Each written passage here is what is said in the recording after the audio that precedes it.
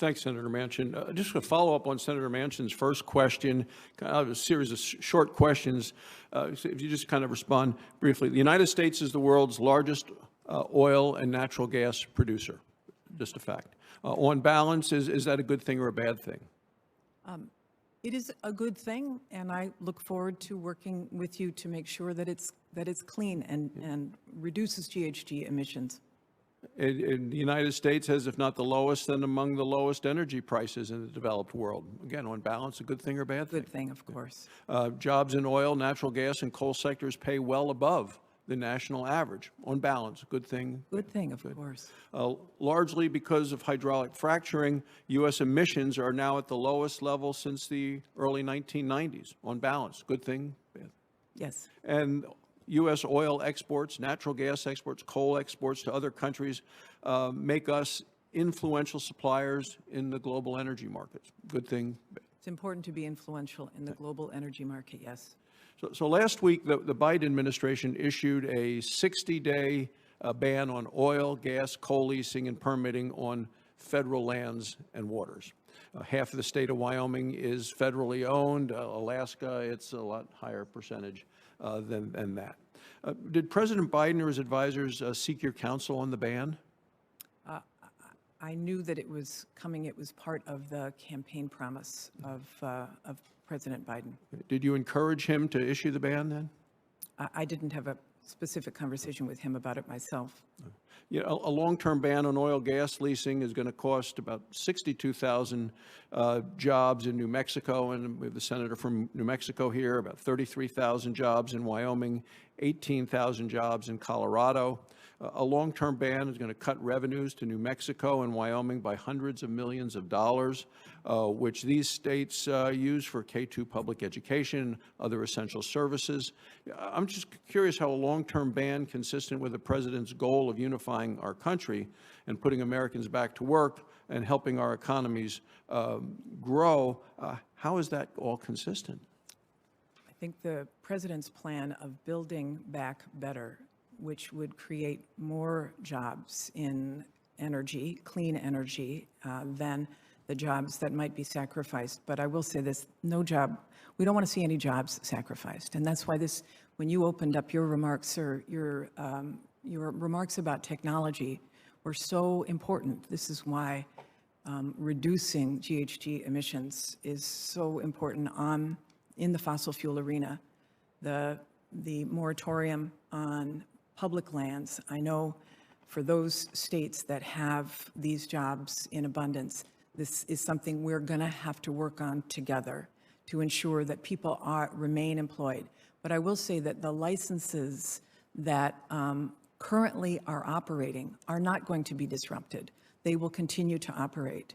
And the oil and gas industry, in particular, they've got 10,000 licenses that they have and that will not be disrupted, that they can continue to permit and deploy and extract energy from. It is only on future licenses that this moratorium is. So it gives us some time to be able to work on creating jobs and diversifying and providing good paying jobs in every pocket of the country. And to Senator Manchin's point, I know that part of what Joe Biden has put together is a sort of SWAT team inside of the federal government to focus on communities that have powered America and to make sure that we don't leave those workers behind. In 2016, you stated that U.S. should, quote, do everything we possibly can to keep fossil fuel energy in the ground. Do you stand by those remarks or want to comment related to that? Yeah.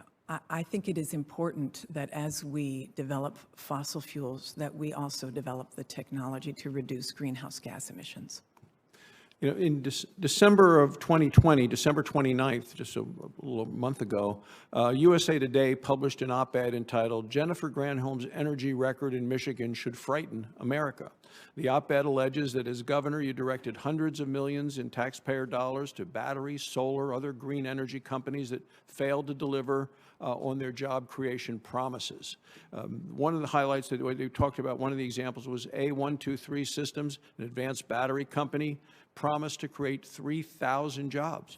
2009, the Obama administration awarded A123 Systems $249 million grant. Your administration provided more than $141 million in credits and subsidies. In 2012, they filed for bankruptcy.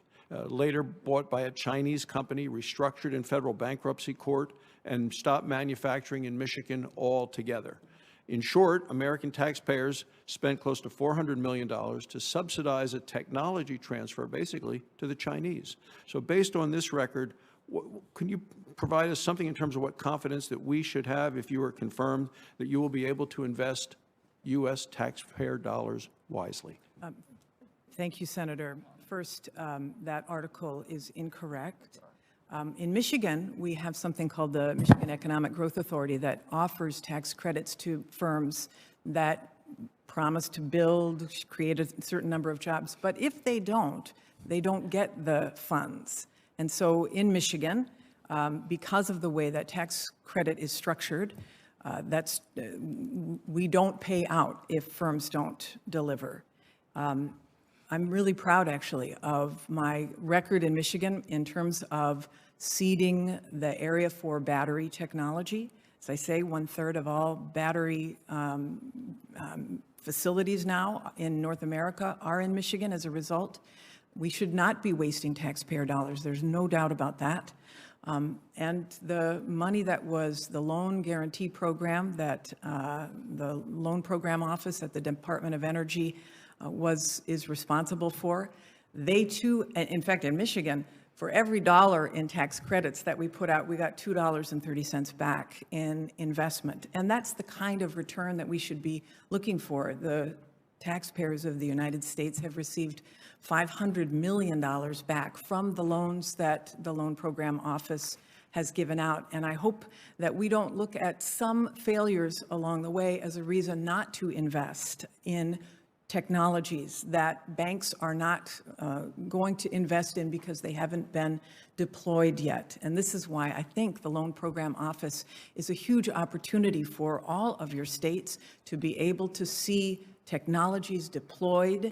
And unfortunately, I think the idea that the government's incentives are not, because there may be one or two issues where the companies themselves, for market reasons, or because China has come in and big-footed in some way, those should not be reasons why the U.S. does not get in the game.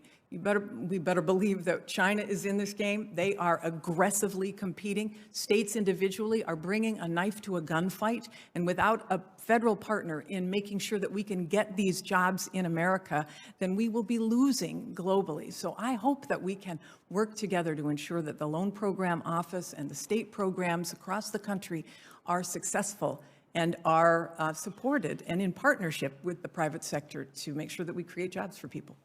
Thank you, Mr. Chairman.